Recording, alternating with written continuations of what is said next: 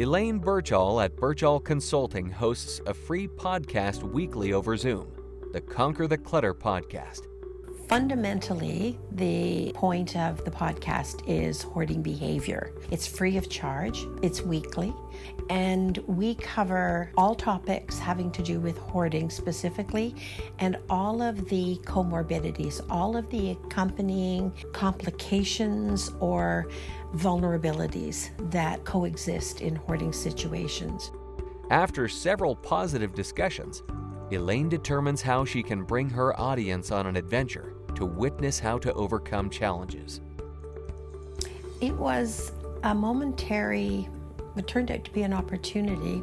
At the point, it was a complete challenge. That day, we were talking about stumbling blocks, motivation, and how to overcome challenges as they erupted in front of you.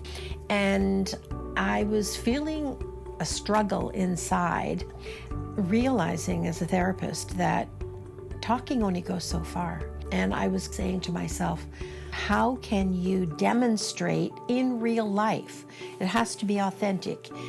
You can't be an expert at something and pretend to be showing people. Many years ago, Elaine developed a respect for gorillas and their synchronicity with humans.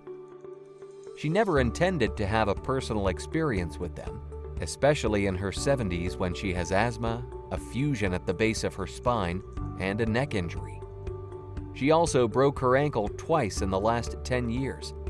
She definitely is not the poster girl for trekking through the jungle on foot looking for gorillas. I had a kind of a fascination with primates and, how their family systems are so much like humans, and just that kind of interest. Many, many years ago, I'd forgotten to take the wallpaper and change the wallpaper off my cell phone. My phone lit up, and I looked over and I thought, I wonder, what would that be like? And then the project called Conquer the Challenges was happening.